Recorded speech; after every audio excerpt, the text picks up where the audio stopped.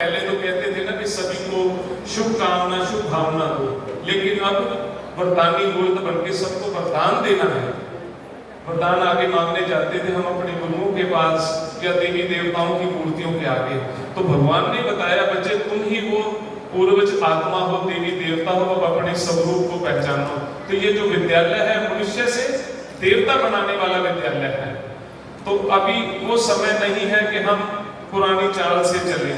तो बाबा कह रहे हैं बच्चे अब समय ऐसा चल रहा है कि आगे आने वाला जो समय होगा उसके बारे में सोच भी नहीं सकते। विश्व युद्ध जो कि एकदम तैयार है, ये दुनिया विश्व युद्ध की कगार पर है। देख रहे हैं भले अभी ये इजराइल और ईरान का युद्ध भले थोड़ी देर के लिए रुक गया है, लेकिन इसको थर्ड वर्ल्ड वार ना कह के इसको अंतिम वार कहेंगे। महाभारत में भी इसको कहा गायब किया जाता है। अभी हमारी सरकार तो जैसे अपने अपने प्रोजेक्ट चला रही है इस भारत को सुखी बनाने के लिए। जैसे इससे पहले सरकार ने एक प्रोजेक्ट चलाया था स्वच्छ भारत अभियान, और उसमें हमारे विद्यालय का देखो एक भाग्य है, उन्होंने हमारे आदरणीय दादी जानकी जी को ब्रांड एम्बेसडर बनाया था स्वच्छ भारत अभियान में। तो हमारे विद्यालय की तरफ से एक अभियान शुरू हुआ है दिव्य भारत अभियान। हम अपने भारत को दिव्य बनाना है। आज जो मनुष्यों में आसुरी संस्कार बढ़ते जा रहे हैं, लेकिन इधर दिव्य गुणों का आरोपण किया जा रहा है, प्रत्यारोपण किया जा रहा है।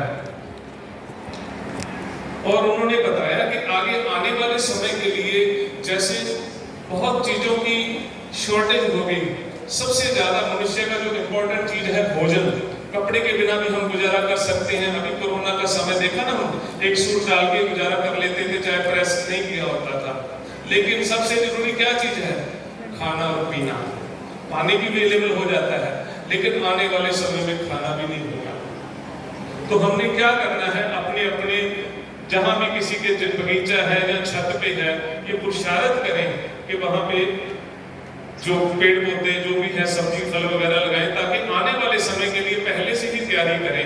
अभी जैसे उन्होंने संकल्प लिया कि 90 साल हो गए हैं, तो हमने हर सेंटर में कम से कम 90 पेड़ लगाने हैं, ताकि हमारा इस सृष्टि को हरा भरा करने में सहयोग हो।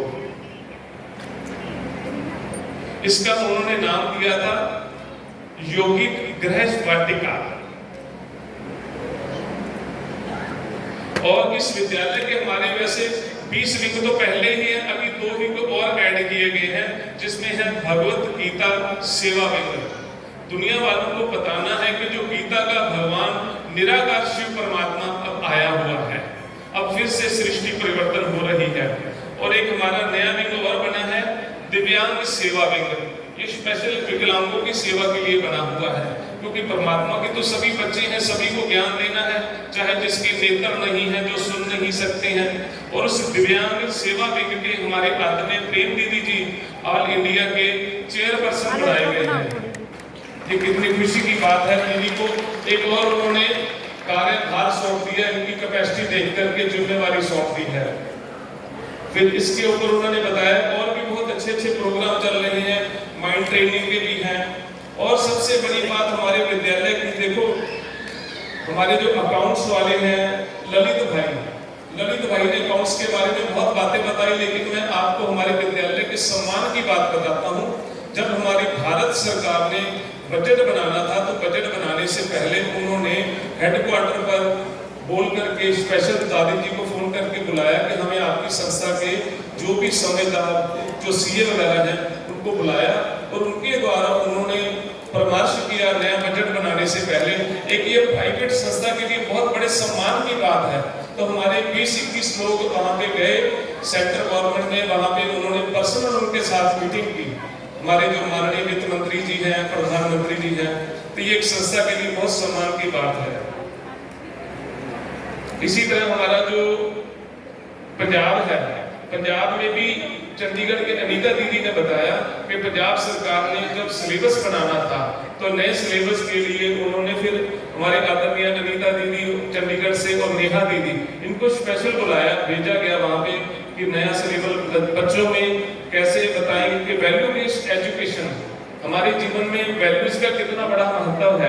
आज की जो हमारी एजुकेशन है, वही बात है, अच्छे डॉक्टर इंजीनियर दे रही है लेकिन अच्छे इंसान नहीं दे रही है। इसके लिए हमें स्पिरिचुअल अवेकनिंग की जरूरत है। और एक बहुत बढ़िया उन्होंने बताया कि